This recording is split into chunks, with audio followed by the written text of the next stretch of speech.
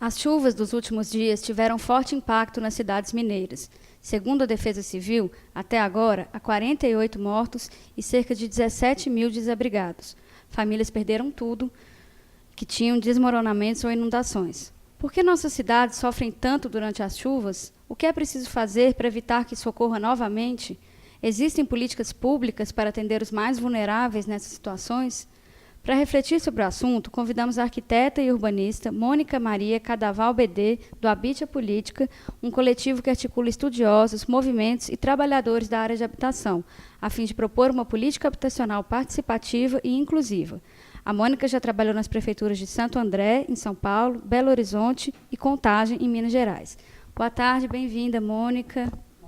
Boa tarde, obrigada pela oportunidade, né, de falar um pouco sobre o assunto tão importante como esse. Nós que agradecemos.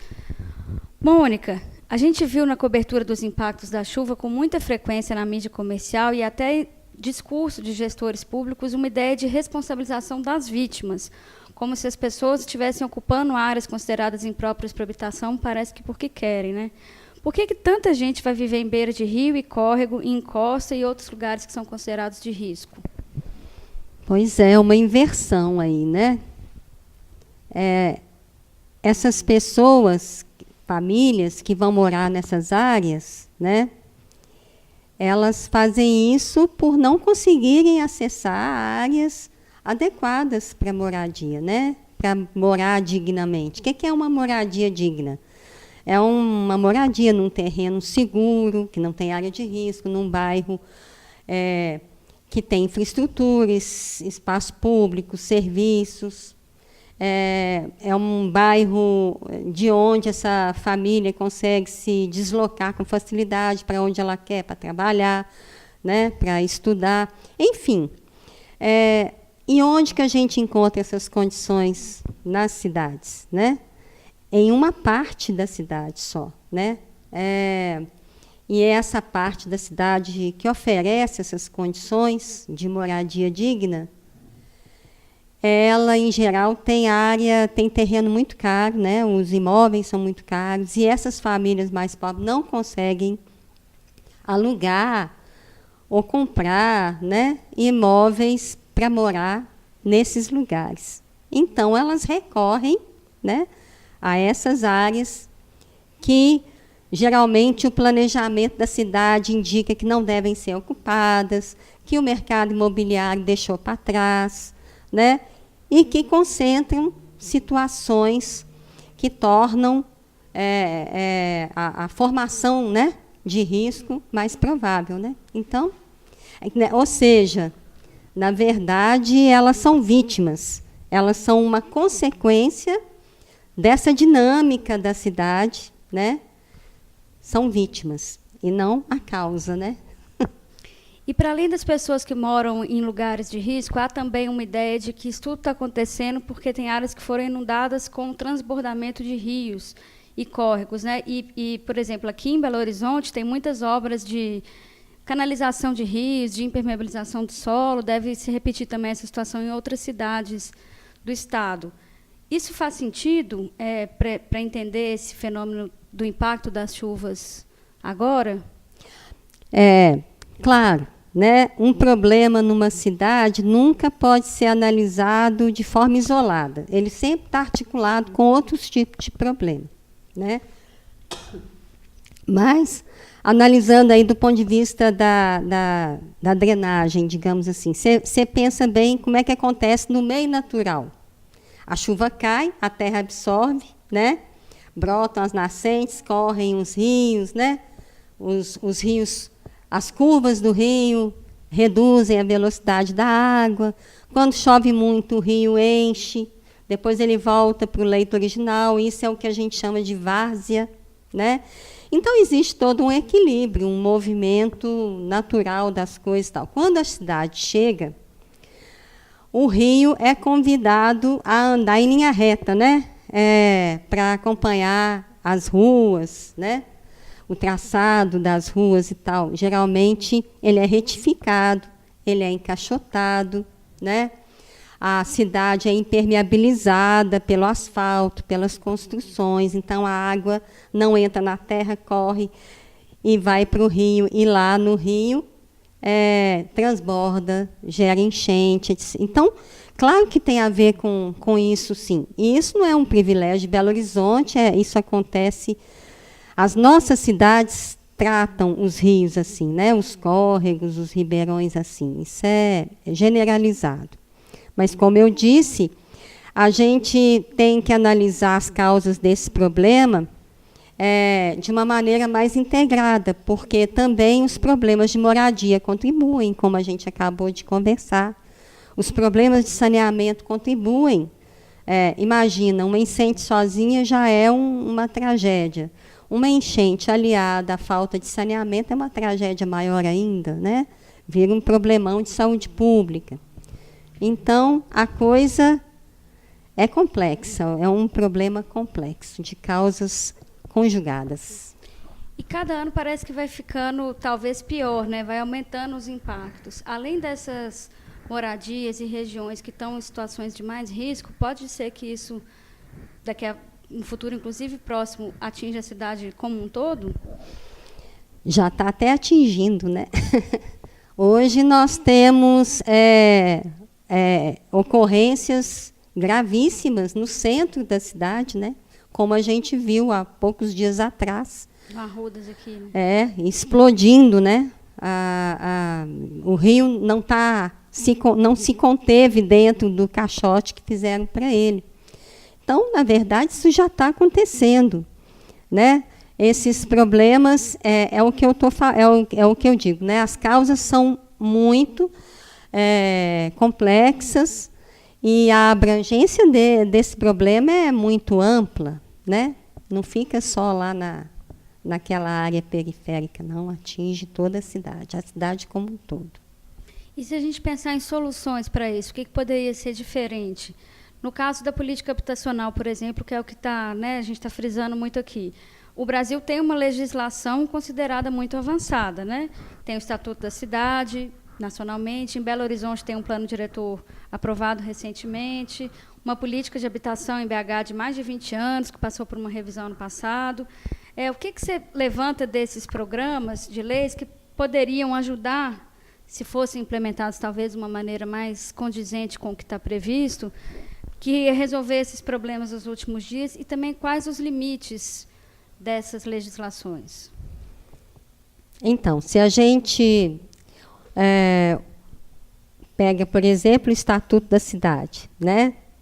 O Estatuto da Cidade, a Constituição brasileira também, coloca no plano diretor um papel muito importante, que é o de orientar o desenvolvimento, o crescimento da cidade, definir como deve ser cumprida a função social, né, da propriedade urbana, tudo isso.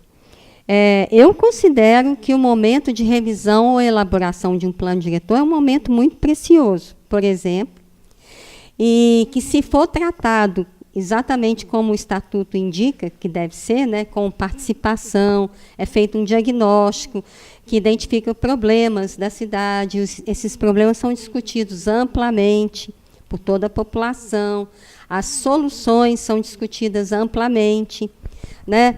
Isso daí vai gerar um plano diretor que vai, com certeza, apontar para medidas, mecanismos que tornem a cidade mais controlada, né? A dinâmica da cidade mais controlada, para que a gente consiga ter uma qualidade de vida melhor para todos, né? Então, eu considero que o planejamento da cidade, que acontece aí nesse momento de revisão ou elaboração do plano diretor, um momento muito importante. Como o plano diretor pode ser um instrumento muito importante para dirigir o crescimento da cidade de forma a prevenir problemas como esse. E aí nós vamos para as políticas públicas, urbanas, né, a de habitação, a de mobilidade, a de saneamento, todas elas, né, têm um conjunto de propostas, de ações, programas muito interessantes. Como você falou, não é por falta de lei, né, não é por falta de formulação de políticas que a coisa está problemática, né? Na política habitacional, no âmbito municipal, por exemplo, a política habitacional, geralmente, ela tem um eixo focado na melhoria das condições desses bairros mais periféricos, né? E incluindo um programa de controle e redução de riscos, de desmoronamento, de inundação, né? E isso é feito por meio de medidas preventivas, corretivas. Belo Horizonte mesmo tem um programa desses, né, desde a década de 90, que é um programa que obteve muito sucesso na sua implementação. A gente tinha mais de 15 mil famílias aqui em Belo Horizonte em área de risco alto e muito alto. Hoje, depois desses anos todos, né, a gente não chega a 1.500, quer dizer, houve uma redução drástica em cima de um trabalho continuado, né, de redução e controle do risco.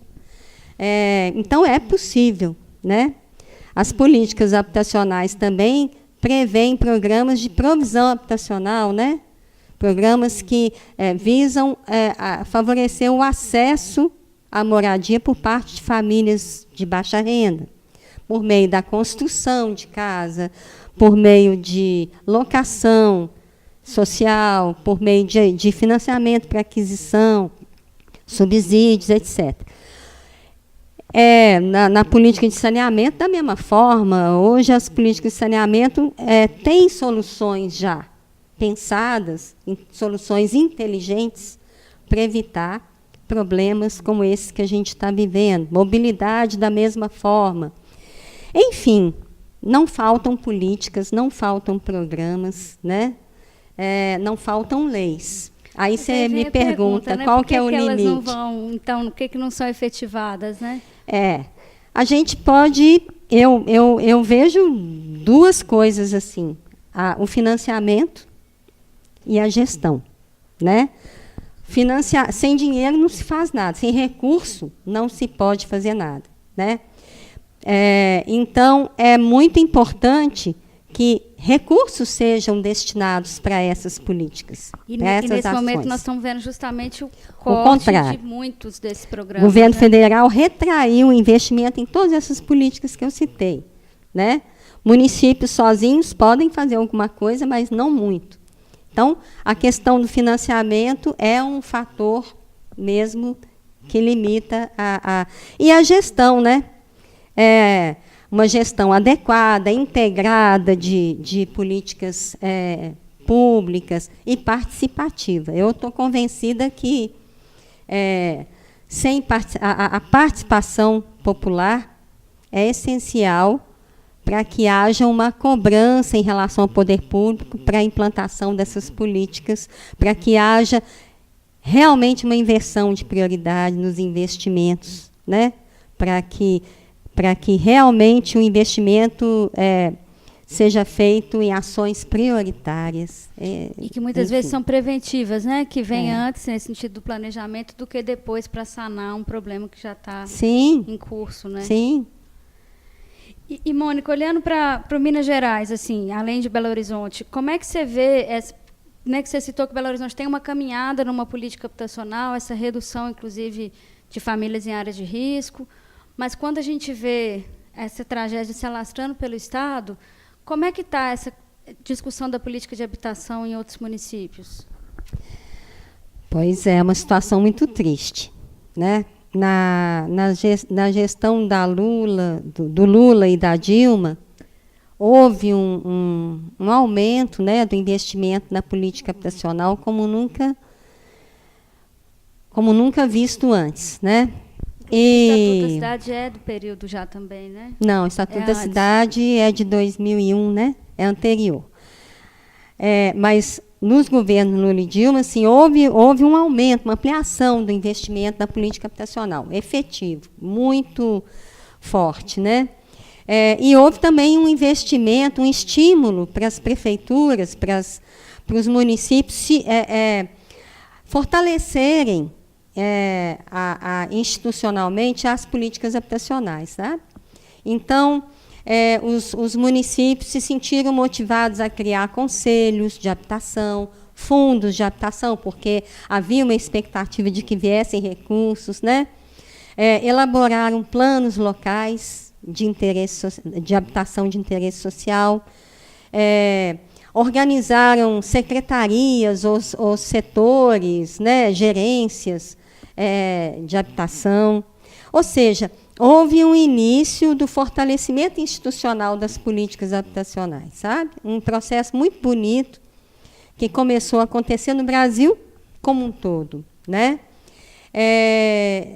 No entanto, e aí realmente houve houve o financiamento de muitas ações, né? Então, todo esse arcabouço institucional, ele se refletia realmente em ações executadas, porque havia o financiamento e tal. Hoje, com esse quadro, desde o governo Temer, né, porque a retração de investimentos começou no governo Temer.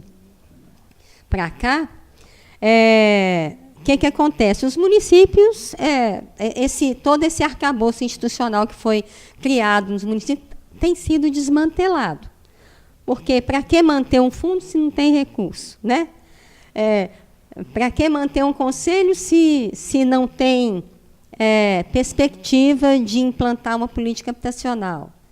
Na maioria das vezes, não tem nem um órgão definido como gestor, coordenador da política habitacional. Então, um desmantelamento muito triste é o que a gente está assistindo pelas prefeituras de Minas afora, e acredito que no Brasil como um todo, né? Acredito que no Brasil como um todo. E agora o governo federal colocou à disposição dos municípios de Minas Gerais 90 milhões de reais. Você acha que essa quantia é significativa para enfrentar o problema? Claro que não, né? Primeiro que esse problema não é um problema que possa ser resolvido de imediato, né? Isso aí, a solução desse problema, né, ele depende de investimento continuado, né, em políticas públicas por parte do governo federal, estadual, municipal, né, não só na política habitacional, mas também na política de saneamento, na política de mobilidade, no planejamento e no controle urbano. É preciso haver esse investimento continuado, né, com a garantia de uma gestão participativa, senão realmente fica difícil. E um recurso desses vai ser, nem sei se vai ser suficiente, mas, no máximo, para medidas imediatas de reparação dos danos, né? Mas jamais para resolver problema, né? E esse ano nós estamos num ano importante para discutir cidades, que é um ano de eleições municipais, né? Na sua avaliação, como que poderia ser uma forma mais politizada e mais interessante de tratar esse tema, sem ser com soluções mágicas, falsas para os prefeitos, que provavelmente vão fazer parte das suas campanhas em promessas em cima disso, né? Pois é, né? O que a gente falaria para esses prefeitos aí, né?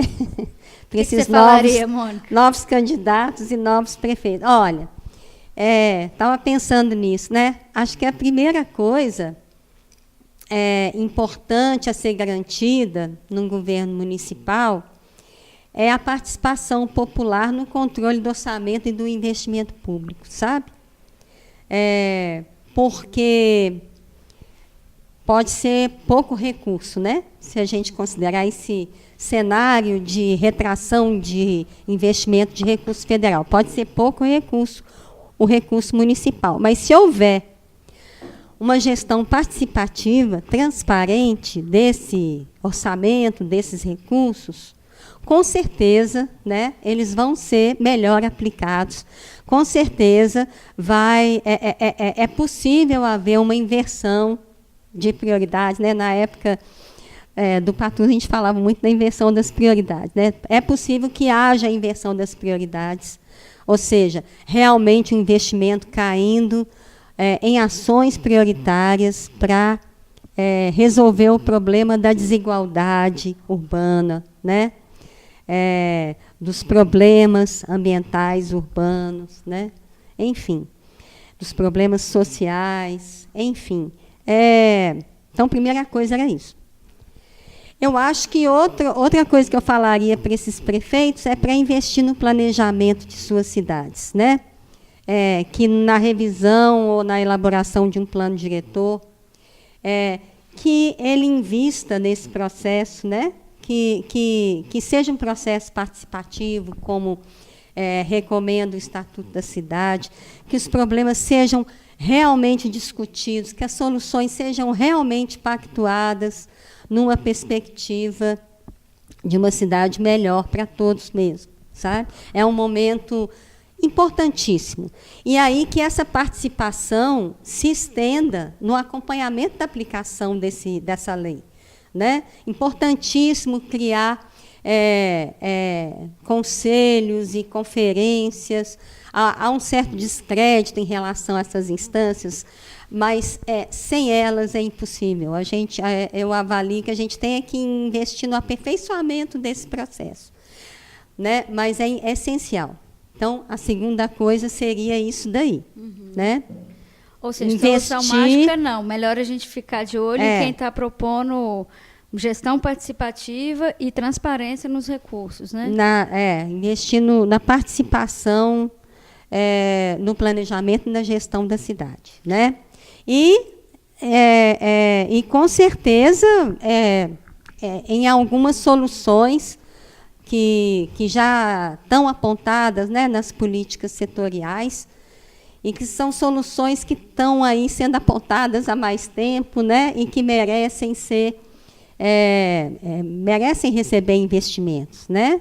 Aí, na política habitacional, por exemplo, né, investir na melhoria dos bairros precários, né?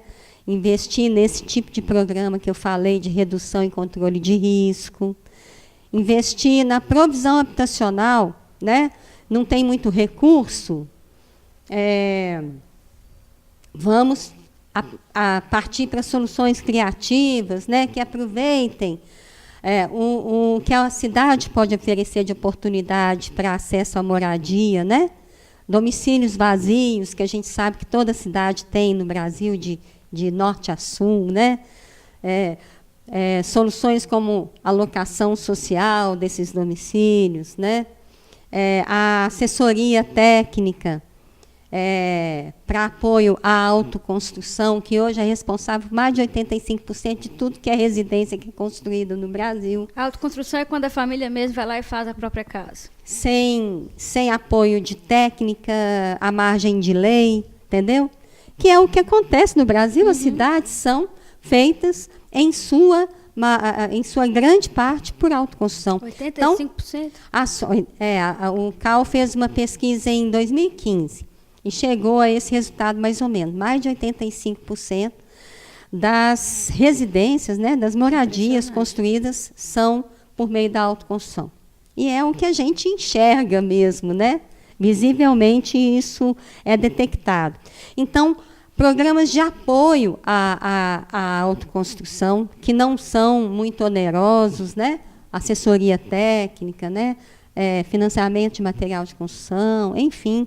Coisas simples, às vezes, que já ajudam, né, bastante na resolução de problemas. No campo da mobilidade, a mobilidade hoje é um dos maiores problemas que existem, né? A gente trabalhando por aí, eu trabalho muito, né, com planejamento urbano, a gente vê depoimentos, né, de pessoas que falam, olha, pessoas que moram numa localidade ou num bairro afastado, olha, eu perdi a oportunidade de trabalho, eu perdi a oportunidade de ensino, de educação, por falta de condições de mobilidade, porque não tem um transporte coletivo adequado, acessível, né? Que sejam estimulados os modos não motorizados, né? Bicicleta, a pé, né? Que são quebra-galho, né?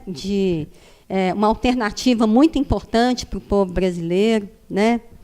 Ou seja, soluções que já são dadas no saneamento, né? Que seja garantido o saneamento básico, né?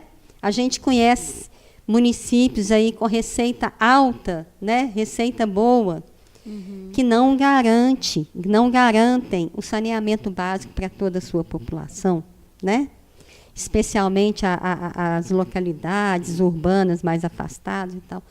Então, assim, temos programas importantes, propostas importantes que deveriam ser valorizadas pelos prefeitos, pelas administrações municipais por aí. Então, vamos ficar atentos que, além de eleição para prefeito, também tem de vereadores esse ano, né? Que é quem faz todo o acompanhamento e fiscalização disso. Mônica, para a gente fechar, uma última pergunta, para resumir um pouco do que a gente conversou. Tudo isso nos faz ter mais a convicção que a chuva não é exatamente o problema. O problema não é porque choveu mais, a maior chuva de 100 anos, não é isso que gerou a coisa natural de cair um volume maior de água que gerou o problema todo, né?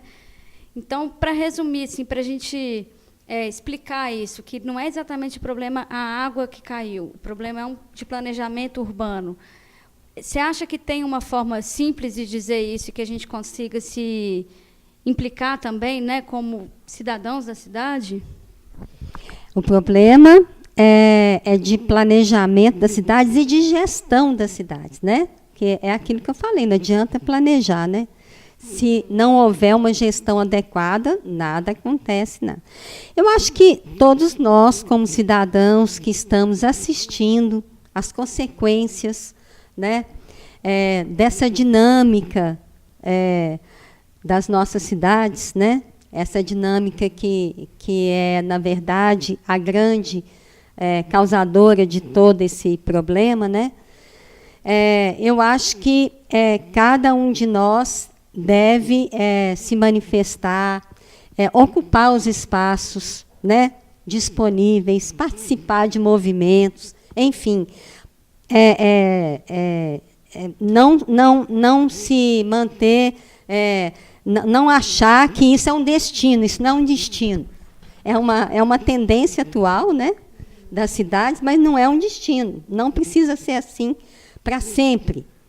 Há maneiras de reverter isso, ainda que sejam por meio de processos morosos, né? Mas há maneiras de reverter isso, né? É preciso que cada um tome a decisão interna de questionar esse estado de coisas, né? É preciso que cada um tome a decisão interna de cobrar uma reversão desse tipo de dinâmica, né? Acredito que seja assim que as coisas vão começar a realmente acontecer. Tomara, Mônica. Muito obrigada pela entrevista e fica o convite para vocês seguirem acompanhando a cobertura das chuvas em Minas Gerais nas páginas do Brasil de Fato Minas Gerais. Boa tarde.